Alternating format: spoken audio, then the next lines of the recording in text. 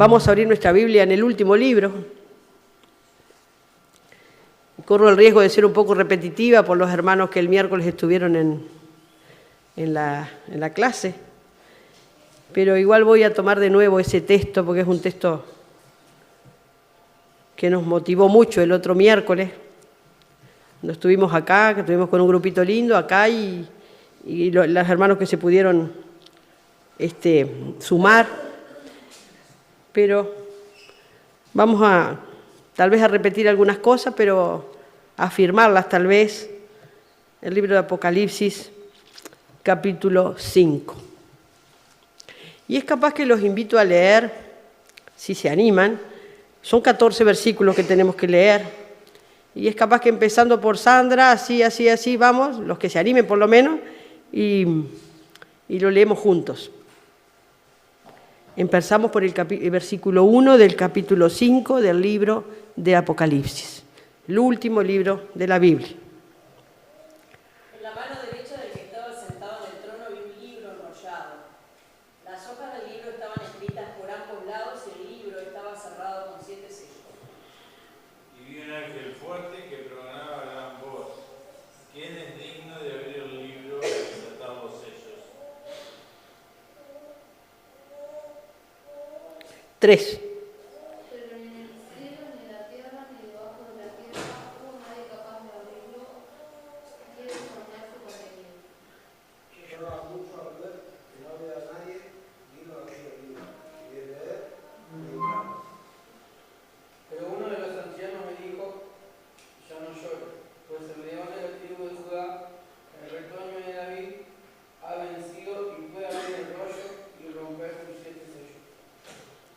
En ese momento vi un cordero en medio del trono y de los 4 seres vivientes y en medio de los ancianos estaba de pie y parecía haber sido inmolado.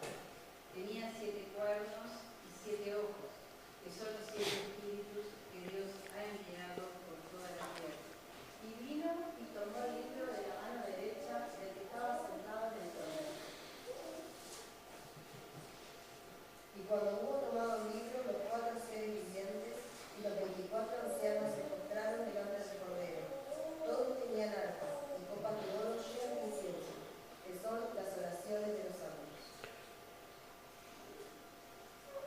Y entonaban un cántico nuevo que decía: digno eres de tomar el libro y de abrir sus sellos, porque fuiste inmolado, con tu sangre redimiste para Dios gente de toda raza, lengua y pueblo y nación.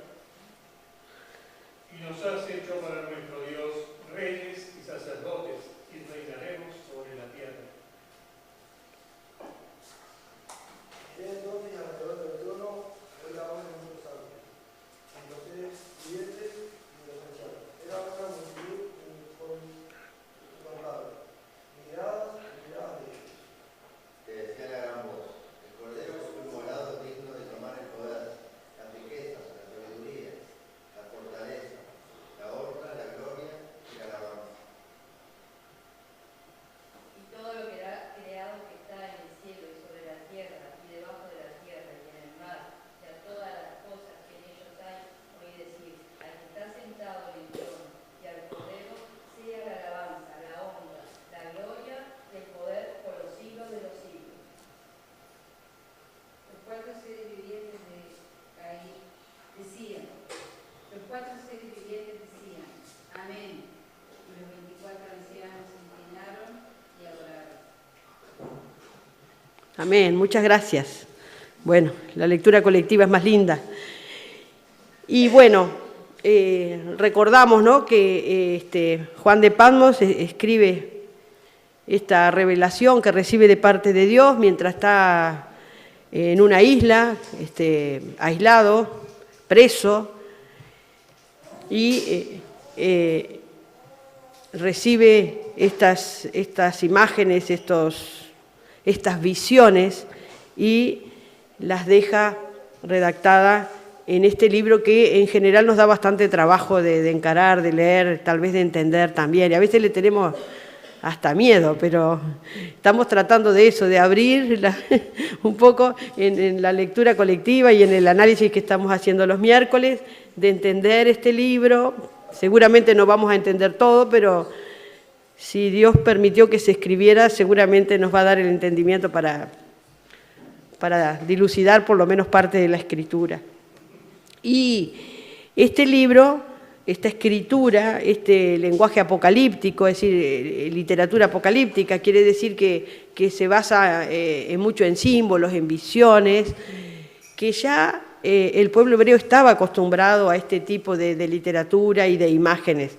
Ya en el libro de Isaías, en el libro de Ezequiel, en el libro de Daniel, aparecen figuras muy, muy similares a estas que también se describen en el libro de Apocalipsis en varios momentos. Por ejemplo, el capítulo 4 y el capítulo 5, que son como un mismo bloque, bastante similares porque se describen ciertos personajes que aparecen ahí, también se repiten en el capítulo 4.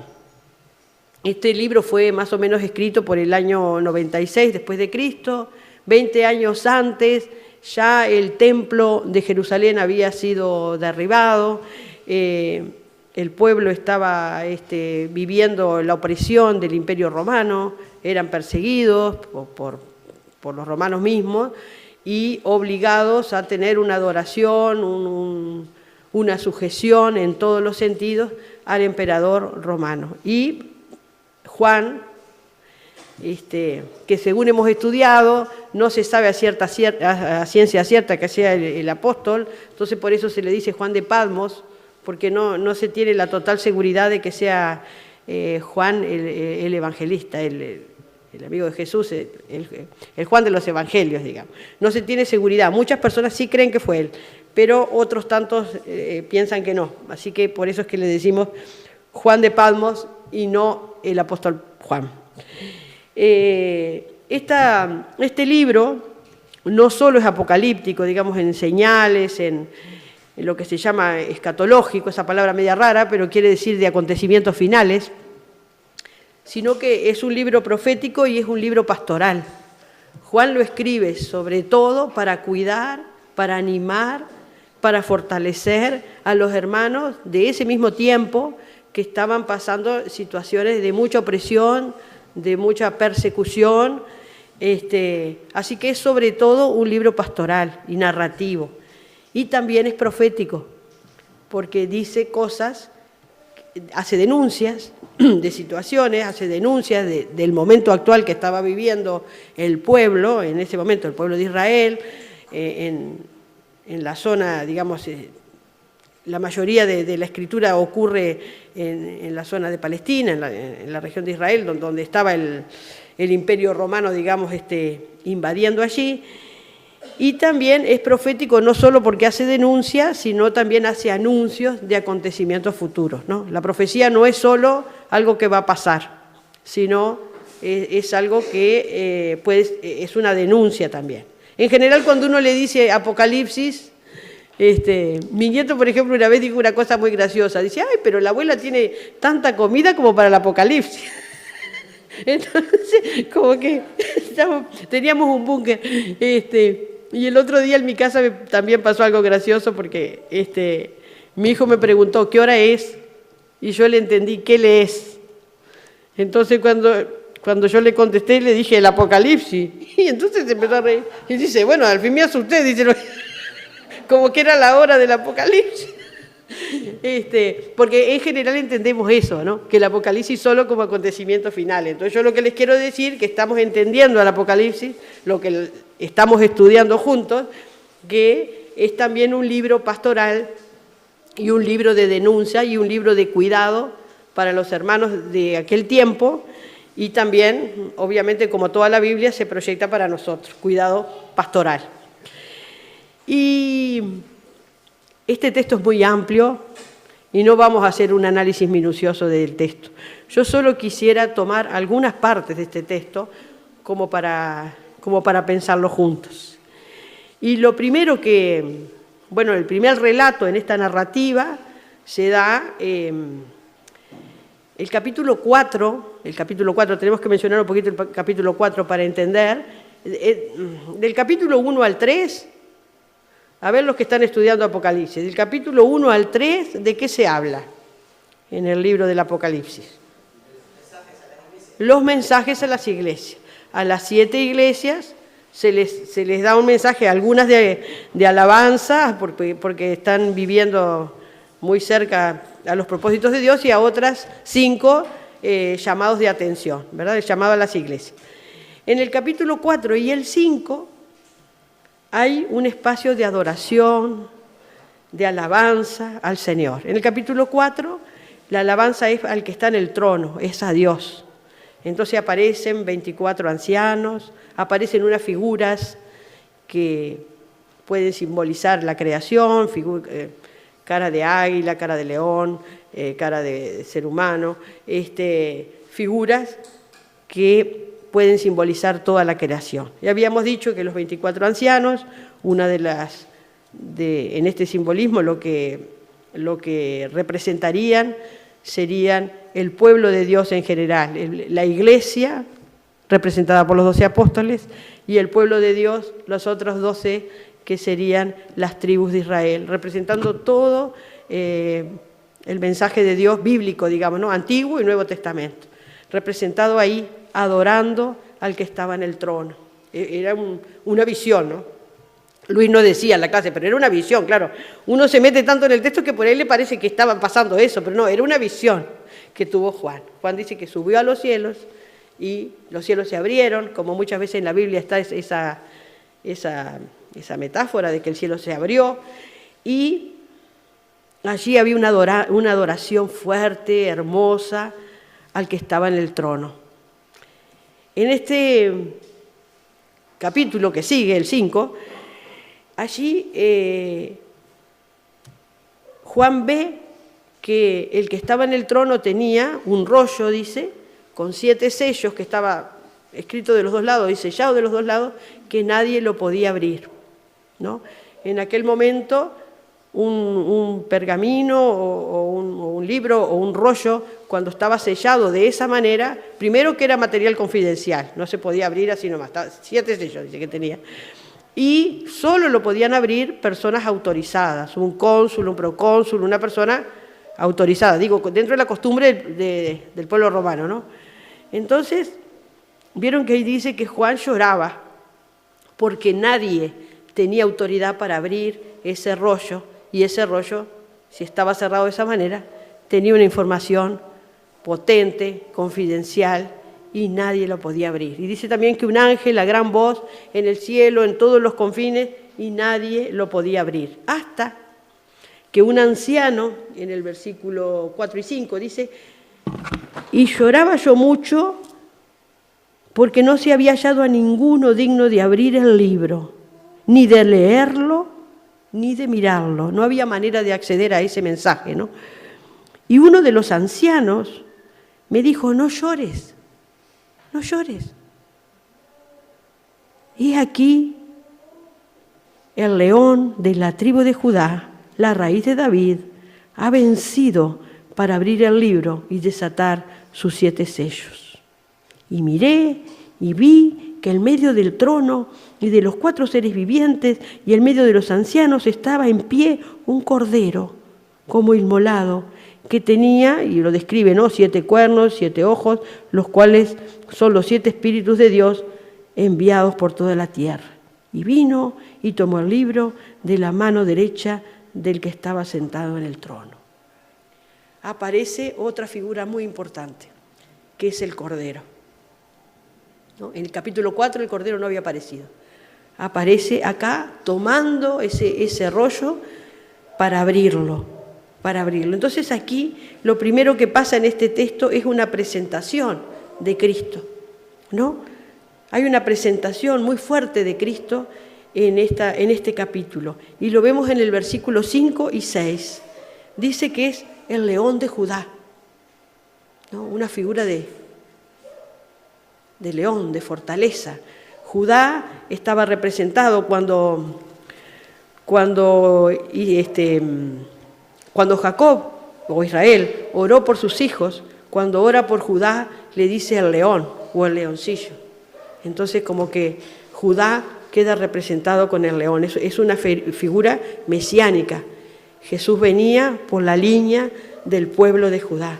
Después dice raíz de David. Y si ustedes van al texto de Isaías, también otro texto mesiánico, Isaías 11 dice el retoño de David o la raíz de David también. Entonces, y si se recuerdan un poquito más, cuando José y María tuvieron que salir en el burrito sabanero, como dicen los niños, y irse a Judá, a matricularse, a estar para ser inscriptos en ese censo que había, era porque ellos eran de la raíz de David. Por eso tenían que ir a un lugar específico para ser censados, porque tenían la misma raíz. Y después, aparte de hablar de un león, mensaje mesiánico, mensaje real, porque David fue un rey, ¿no? Aparece la tercera figura de Jesús, que es el Cordero. Como que hay un quiebre aquí, ¿no? Porque de raíz de David, león de Judá, Cordero. Es como... Y ese Cordero tampoco era cualquier Cordero, dice que era un Cordero inmolado, es decir, que había sido muerto y que estaba de pie. Es decir, que ahí hay un mensaje de la resurrección. Ya no era el que había muerto, sino era el que había resucitado. El Cordero aparece inmolado, pero de pie. La figura del Cordero. Y el Cordero en la Biblia también, obviamente simboliza liberación, ¿no? ¿Recuerdan en la Pascua judía, cuando el pueblo de Israel iba a salir de Egipto, hubo la sangre del Cordero puesta en los dinteles de la puerta, simbolizando salvación para su pueblo. Y cuando vemos el Cordero, seguimos analizando un poquito el texto, versículo 9 y 10. Versículo 9 y 10 dice, bueno, no me quiero saltear el 8, pero vamos a ir después al 8. Vamos a ir al 9 y el 10 que dice, y cantaban un cántico nuevo, diciendo, eres digno de tomar el libro y de abrir el sello, porque tú fuiste inmolado. Así que el Cordero inmolado, el Cordero que dio su vida, el Cordero que murió. Y seguimos leyendo, y con tu sangre nos has redimido. Redimido es comprar otra vez. Tiene que ver hasta con lo económico, una compra para dar esa libertad. Se pensaba en esta figura cuando los esclavos eran vueltos a comprar para darles la libertad, ¿no? O cuando alguien tenía un juicio y se pagaba para que quedara libre. Ese es el concepto de la redención, comprar otra vez. Entonces dice, tu sangre nos ha redimido, nos ha comprado.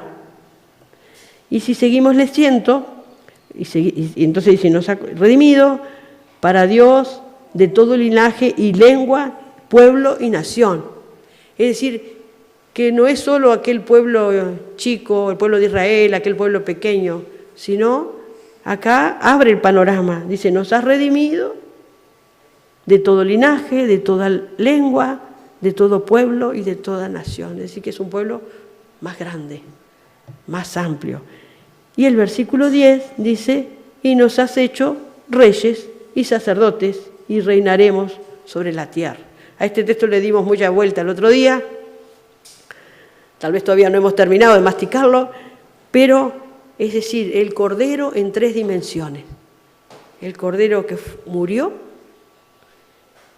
y nos dio vida, el que nos compró, la redención, y el que nos puso en un lugar diferente. Leí un material que dice, bueno, el pueblo de Israel, las 12 tribus, el sacerdocio de Israel no lo aceptó a Jesús. Entonces Jesús formó un nuevo sacerdocio, que es su iglesia. Y me gustó esa idea, ¿no? Este sacerdocio es más amplio, no es solo un pueblo, un determinado pueblo, eso que siempre se dice, bueno, el pueblo elegido. Bueno, el pueblo elegido es la iglesia, en este caso. ¿Quién es la iglesia? ¿Es un edificio? ¿Es la iglesia católica, la iglesia luterana? No, la iglesia es el pueblo que ha recibido al Cordero como su Redentor, que ha aceptado a este Cordero, ha aceptado su muerte, le ha recibido, Él nos ha comprado. Es todo un concepto teológico, espero que no los entrevere mucho, pero tenemos que entenderlo. Y además nos ha hecho reyes y sacerdotes. Y lo analizábamos el otro día, bueno, ¿es para ahora o es para después? Eso de ser reyes y sacerdotes, ¿es para ahora? Y Sandra traía el concepto hace un ratito. La vida eterna es ahora. Es ahora y también es después. Ese concepto de reinar en el reinado futuro de Dios, aquel texto que usamos tanto en la cena, y comeré con ustedes cuando vuelva a mi reino, ¿no? Eso es un concepto de futuro, pero también nos dice Pedro que somos sacerdotes también. Es decir, los sacerdotes están puestos en la figura judía como para interceder por las otras personas, para adorar a Dios, para servirle, ¿no? Ese es el concepto de sacerdocio. Y entonces, si seguimos leyendo, así que lo primero, la presentación de Cristo. León de Judá, raíz de David y Cordero de Dios. Después el Cordero en sus tres funciones. Una función inmolado, de sacrificio, una función redentora y una función de reino, sacerdocio y reino. Y después en el 11 y el 12 y también el 8, ahí hay una figura de una adoración total, ¿no? Donde le adoran todas las criaturas, le adoran los ángeles, le adora la creación, representada por las cuatro figuras, le adora el pueblo de Dios completo. Hay arpas, hay música, hay canto en los cielos. Y me gusta ese concepto que dice el incienso que estaba en las copas. No era solo incienso. ¿Qué dice que era el incienso? A ver si lo buscan en el versículo 8. El incienso, ¿qué era? Las oraciones de los santos. Y ahí yo me pregunto, ¿cuánto incienso nuestro habría ahí? ¿O habrá? Nuestras oraciones que llegan al trono de Dios. Entonces, otro concepto importante es que se le adora al Cordero. En el capítulo 4 solo se le adora al Dios creador, aquí se le adora al Cordero. Es decir, que el lugar de Cristo aquí también es el lugar de Dios. Porque el libro de Apocalipsis lo repite mucho. En Apocalipsis 19, en Apocalipsis 22, se dice adora solo a Dios. Cuando Juan quiere adorar a otras personas que aparecen allí, yo soy consiervo tuyo, a mí no me adores, adora solo a Dios. Y aquí toda esta creación adora a Cristo, al Cordero, ¿no?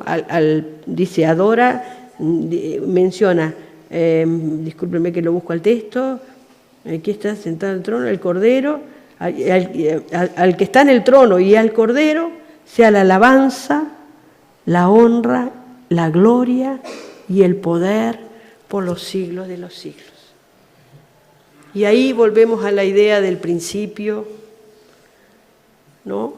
La muerte, cuando uno está en estas situaciones tan tristes y como que ve la muerte, digamos simbólicamente, ¿no? Pero parece que la ve, porque ve a una persona sin vida. Y ahí el Cordero de Dios, que también dio su vida por nosotros, y gracias a esa vida nos dio un lugar diferente. Y yo charlaba ahí con Félix sobre las preguntas, ¿no? Decía que la pregunta era media difícil, la pregunta de esta semana, pero ¿cómo reflejamos en nuestra vida esta grandeza de Dios, ¿no? Esta honra, esta gloria, esta grandeza acá cuando le dicen tú eres digno de toda alabanza, de toda gloria, de todas las riquezas, de toda la sabiduría, de toda la gloria, ¿no? Y entonces eso está escrito acá y es capaz que está medio en difícil, podríamos decir, a veces nos puede costar trabajo entenderlo, pero esa gloria de Dios, yo digo que se tiene que ver, porque está. No es algo que hay que andarla rascando mucho, porque Dios la prometió y porque está en nuestra vida. No porque nosotros seamos tan importantes, sino porque Jesús murió por nosotros, se entregó por nosotros y nos dio un lugar en su reino, ahora y mañana. Así que yo creo que tal vez tengamos que hacer un ejercicio de apropiación, ¿no? Es decir, tomar ese lugar que Dios nos ha dado, hermanos. Si nos ponemos de pie para darle gracias, para valorar, darle honra, gloria y poder, y no adorar otras cosas, otras personas, otras situaciones, otra manera de vivir, sino adorarle solo a Él, como dice acá. Te damos gracias, Señor, por tu palabra. Te damos gracias por esta profecía escrita para nosotros. Te damos gracias porque nos hiciste reyes y sacerdotes. Te damos gracias por tu muerte en la cruz, tu muerte sacrificial, pero también porque nos compraste por precio. Bendecimos tu nombre, Señor. Pedimos que cada hermano reciba de ti parte de tu gloria, Señor, y que la pueda proyectar y mostrar en este mundo tan complejo que nos toca vivir. Oramos en tu nombre, Señor. Amén.